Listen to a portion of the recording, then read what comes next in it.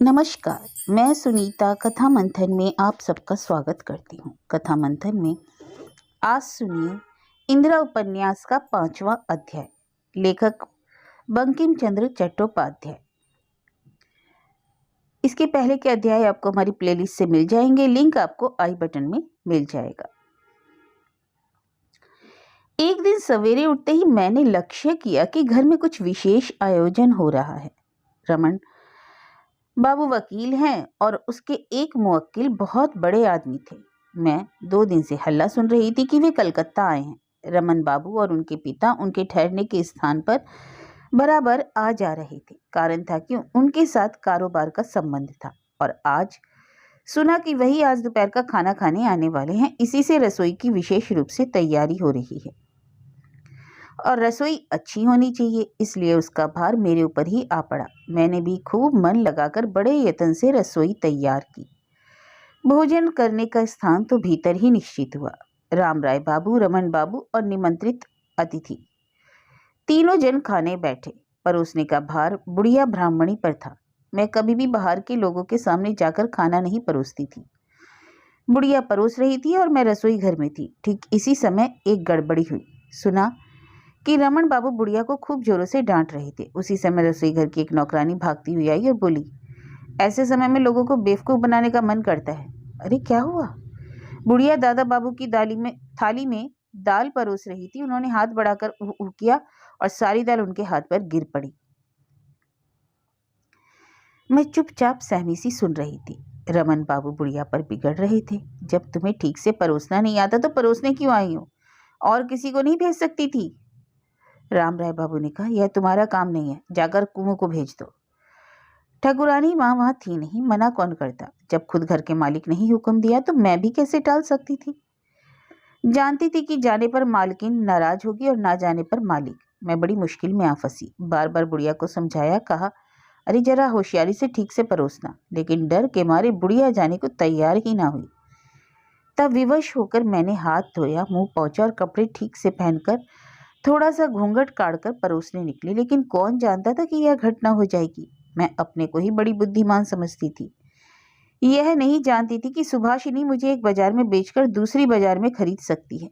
मैं घूंघट काढ़ी थी, लेकिन घूंघट से चेहरा छिप सकता है, औरतों का स्वभाव नहीं छिप सकता। घूंघट के भीतर से ही मैंने एक बार उन निमंत्रित अतिथि को देखा कि उनकी आयु 30 वर्ष के लगभग थी। उनका रंग गोरा था और अच्छे दर्शनीय पुरुष थे।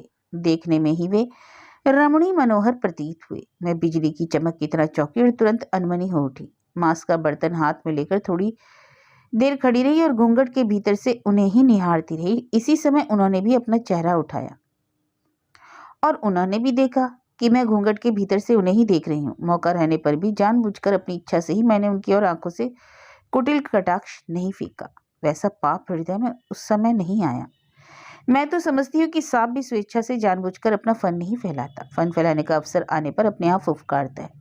सांपों का मन भी पापमय नहीं होता। समझा कि कमोबेश कुछ ऐसी स्थिति होती होगी। ऐसा लगा कि वे कुटिल कटाक्ष से मेरी ओर देख रहे हैं। वे पुरुष जो ठहरे अंधेरे में दीपक की भांति, घूंघट के भीतर रमणी का कटाक्ष कुछ बढ़कर ही दिखाई पड़ता है। लगता है कि उन्होंने भी इसी तरह देखा होगा। फिर उन्होंने हल्के से हंसकर चेहरा झुका लिया, लेकिन उस हंसी को केवल मैं ही एकमात्र देख सकी। फिर सारा मांस उन्हीं की थाली में उड़ेल कर मैं चली आई। मैं थोड़ा लज्जित और थोड़ा दुखी हुई। इसी उम्र में मैं सधवा होकर भी जन्म लेकर विधवा हो उठी थी। विवाह के समय सिर्फ एक बार, और वह भी क्षण भर को स्वामी का चेहरा देखा था। मेरी जवानी की सारी इच्छाएं अभी तक अतृप्त थीं। ऐसे समय में गहरे पानी में कंकरी फेंकने से मुझे लगा कि बहुत ढेर सी लहरें उठेंगी।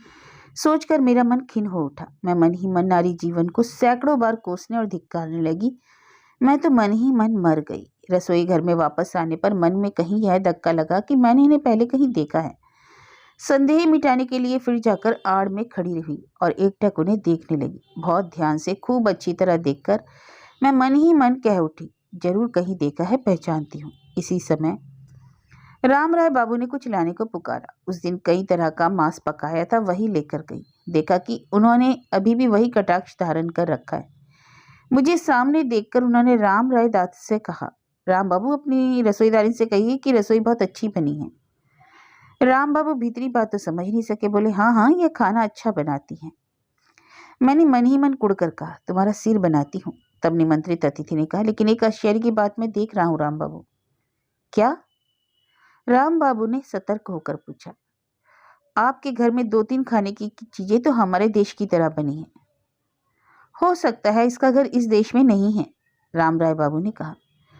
उस दिन अतिथि के स्वागत में मैंने सचमुच 2-3 चीजें अपने देश की तरह ही बनाई थी। उन्होंने जैसे सीधा रास्ता खोज पा लिया। एकाएक मेरे मुंह की ओर ताका और मुझसे ही पूछ बैठे, तुम्हारा घर कहाँ पर है जी? मैं भारी उलझन में फंसी। जवाब दूं या नहीं, लेकिन दूसरे ही क्षण मैंने जवाब देने का ही निश्चय किया। फिर दूसरी उलझन मन में उठी, ठीक ठीक जवाब दूं या झूठ बोलूं? इस बार निश्चय किया कि झूठ बोलूंगी। ऐसा निश्चय मैंने क्यों किया यह तो वही बता सकते हैं जिन्होंने नारी हृदय को सदा टेढ़े रास्ते पर चलने का आदी बनाया। मैंने सोचा, जरूरत होने पर सब सच सच कहना भी तो मेरे हाथ में है। अभी तो कुछ और ही कहकर देखूंगी। यही सोचकर मैंने जवाब दिया, हमारा घर है काली दी की। सुनते ही वे चौंक उठे। क्षण भर में अपने को संभाला और बहुत कोमल स्वर में पूछा, कौन काली दी की? डाकू वाली काली दी की? हाँ। फिर वे कुछ ना बोले। मैं मांस का बर्तन लिए वहीं खड़ी रही। इस प्रकार वहां खड़ा रहना उचित ना था। इस बात को उस समय मैं भूल ही गई थी। अभी अभी मैंने अपने को जो 1000 तरह से कोसा, धिक्कारा, प्रताड़ित किया था वह सब भूल गई। देखा कि अब वे अच्छी तरह खाना नहीं खा पा रहे हैं। यह राम राय बाबू ने भी लक्ष्य किया। बोले, उपेंद्र बाबू भोजन कीजिए ना। बस मेरा लिए तो यही सुनना बचा था, उपेंद्र बाबू। उपेंद्र बाबू माने? उपेंद्र ही तो मेरे पति का नाम है। ये तो मेरे स्वामी हैं। मैंने नाम सुनने के पहले ही पहचान लिया। तब पहली बारी देखकर देखकर अब नाम सुनने के बाद तो कोई शंका ही नहीं रही। रसोई घर में जाकर बर्तन फेंककर मैं इतने दिनों बाद एक बार खुशी मनाने बैठी। राम राय बाबू ने पुकारा, अरे क्या गिरा? मैंने ही तो मांस का बर्तन उठाकर फेंक दिया था। अब इस कहानी को आगे कहने में मुझे पति का नाम लेना आवश्यक होगा। यदि यह अनुचित है और प्रथा के अनुसार मुझे पति का नाम नहीं लेना चाहिए, और मैं 500 बार अपने स्वामी का नाम ले सकती हूँ। हाँ, या घर जमाई की प्रतिष्ठा के अनुसार पति का नाम लेकर उपेंद्र ही कहूँ, अथवा प्राणनाथ, प्राणेश्वर, प्राणपति, प्राणादि का प्रयोग करके शुरू करूँ, जो हम स्त्री जाति के लिए सबसे बढ़कर प्रिय संबोधन का पात्र है। जिसे पल पल के बाद ही बुलाने को मन करता है, उसे भला क्या कहकर बुलाऊंगी? इसका कोई प्रबंध इस मोहे देश की भाषा में नहीं। मेरी एक सहेली अपने पति को बाबू कहकर बुलाती थी। फिर बाद में सिर्फ बाबू कहना उसे जचा नहीं, वह बाबू राम कहने लगी। मेरा मन भी कुछ वैसा ही कहने को था। मांस के बर्तन को फेंककर मैंने मन ही मन निश्चय किया कि अगर विधाता ने मेरे खोए धन को फिर से वापस दे दिया तो अब मुझसे वह छोड़ा ना जाएगा। बच्चों की तरह लजाकर अब मैं अपना सर्वस्व नष्ट नहीं करूंगी। यही मन में निश्चय कर मैं एक ऐसी जगह जाकर खड़ी हो गई जहां भोजन करके बाहर जाते समय अगर वे तनिक भी इधर उधर देखेंगे तो वह मुझे अवश्य देख सकेंगे। फिर मन में सोचा कि अगर वे इधर उधर देखे ही नहीं तो इसके माने हैं कि मैं अपने जीवन के 20 वर्षों में पुरुष का चरित्र समझ ही नहीं सकी। मैं बिल्कुल साफ साफ कहती हूँ, मैं सिर का थोड़ा सा आंचल डालकर जा खड़ी हुई। बताने में लाज तो लगती है, लेकिन तब मेरा क्या कर्तव्य होना चाहिए, इसका विचार भी तो होना चाहिए। सबसे आगे रमन बाबू चले। वे चारों ओर देखते गए, मानो खबर ले रहे हूँ कि कौन कहाँ है। उनके पीछे राम राय दत्त थे। उन्होंने अगल बगल नहीं देखा। सबसे पीछे थे मेरे स्वामी। उनकी आंखें चारों ओर मानो किसी को खोज रही थी, और अपनी योजना के अनुसार मैं उनके दृष्टिपथ में पड़ी। उनकी आंखें निश्चय ही मुझे ही खोज रही थी, यह मैं अच्छे से समझ गई।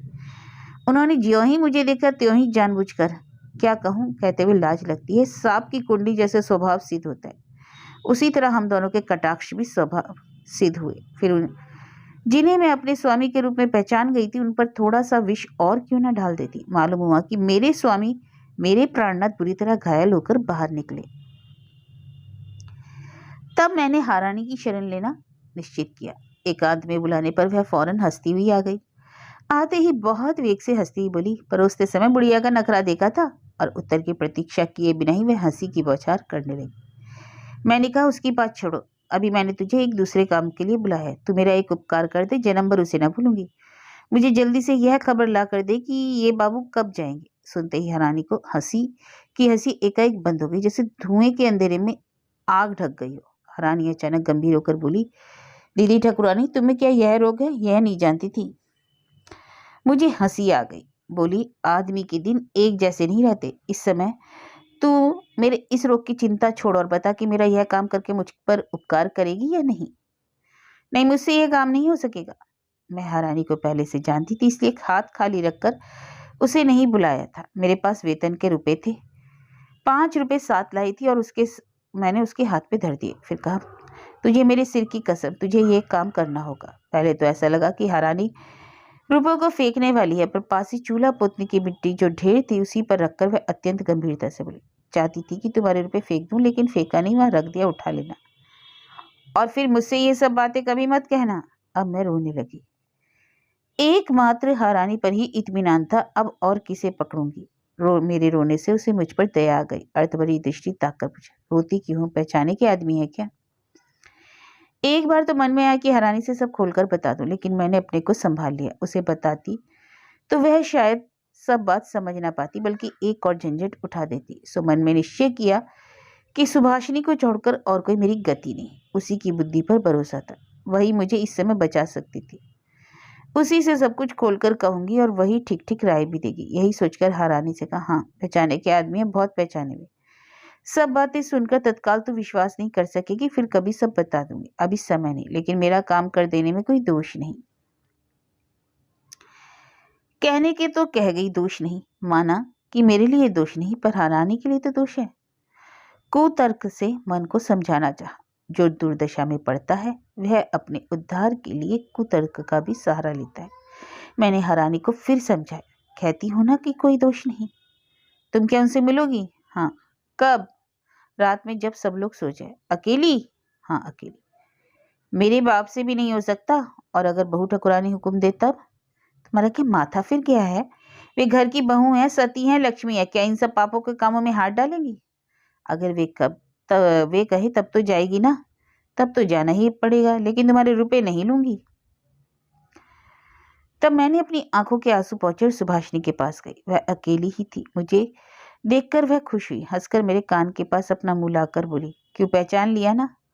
और मैं तो जैसे आकाश से गिर पड़ी। कहा, वे कौन? तुमने कैसे जाना? तेरा सोने का चांद लगता है, अपने में ही फांस लिया। आकाश से तेरा चांद हम लोग उतार लाए हैं। हम लोग माने तुम और रमन बाबू। और नहीं तो कौन? कौन? तुमने अपने पति, ससुर और ससुराल के गांव का पता बताया था, याद है ना? वह सब सुनकर तभी मेरे स्वामी पहचान गए थे। तुम्हारे पति का एक बड़ा मुकदमा उनके हाथ में है। उसी के बहाने से उपेंद्र बाबू को कलकत्ता बुलाया, फिर घर आने का निमंत्रण दिया। फिर बूढ़ी की दाल। वह हम लोगों की ही चाल थी।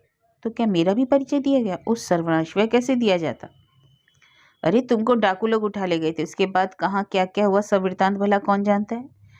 तुम्हारा परिचय जानकर क्या तुम्हें घर में ले जाएंगे? कहेंगे हम उन्हें फंसा रहे हैं। मेरे स्वामी का कहना है कि बुला दिया, अब तुम अपने आप जो कर सको। तो मैं एक बार अपनी किस्मत आजमा कर देखूंगी, नहीं तो अब डूब मरूं, लेकिन बिना उनसे एक बार मिले कैसे कर सकती हूँ, कैसे कह सकती हूँ? अच्छा, कब मिलोगी बोलो? अब तुम लोगों ने मेरे लिए इतना किया है, तब एक बार इस बारे में भी सहायता करो। अगर वे अपने डेरे में लौट जाएंगे तब भेंट नहीं हो सकेगी। वहां मुझे लिवाकर कौन ले जाएगा, कौन उनसे मिलाएगा? इसलिए यहीं भेंट करनी होगी। तो कब करोगी? रात को सबों के सो जाने के बाद। अरे, अभी सारिका बनकर जाओगी? और उपाय भी क्या है, दोष भी क्या है? वे मेरे स्वामी हैं। नहीं, दोष तो कोई नहीं, पर इसके लिए तुम्हें उन्हें रात में रुकना होगा। उनका डेरा भी पास ही है, ऐसी व्यवस्था कैसे हो सकती है? अच्छा, एक बार बाबू से राय लेकर देखो। तब सुभाषिनी ने रमन बाबू को बुलाया। उनसे जो बातें हुई वह सब मुझे बताया। रमन बाबू ने कहा था, इस समय मुकदमे के कागज पत्र ना देखेंगे, बहाने से टालेंगे और उसके लिए शाम का समय तय करेंगे। कागज पत्र में रात देर तक उलझाए रहेंगे। रात हो जाने पर अनुरोध करके भोजन के लिए विवश करेंगे। उसके बाद फिर जैसी तुम्हारी किस्मत, तुम जो चाहना करना। रात को रोकने के लिए अनुरोध करने को हमारे पास और क्या बहाना है? मैंने सुभाषिनी से कहा, वह अनुरोध और बहाना अब तुम लोगों को ही करना पड़ेगा। वह सब मैं खुद ही कर लूंगी। मेरा अनुरोध जिस प्रकार वे माने वही करूंगी। 2-1 कटाक्ष के बाण मारे हैं, लेकिन उन्होंने लौटा दिया। अच्छे आदमी नहीं है। लेकिन अपना अनुरोध मैं उन तक भेजूं कैसे? चिट्ठी लिख कर दूंगी। किसी के हाथ उनके पास भिजवा देना। क्यों, नौकर के हाथ भेजो ना। चाहे जन्म जन्मांतर तक भी पति को वापस ना पाऊं, पर यह काम किसी पुरुष से नहीं करा सकूंगी। ठीक कहती हो। तब दासी? लेकिन दासी विश्वासी है क्या? कहीं कोई गड़बड़ी हो गई तो फिर सब कुछ खो जाएगा। लेकिन महारानी तो विश्वासी है। महारानी से कहा था, वह नाराज हो गई। तुम्हारा आदेश पाकर जा सकेगी, लेकिन ऐसा करने के लिए तुम्हें कैसे कहूँ? मर जाऊंगी, मैं अकेली ही मर जाऊंगी, कहकर मैं रोने लगी। महारानी क्या मेरे लिए बोली है? हाँ, तुम कहोगी तभी जाएगी। थोड़ी देर सोचकर सुभाषिनी बोली, तो इस काम के लिए उसे शाम के बाद मेरे पास आने को कहना।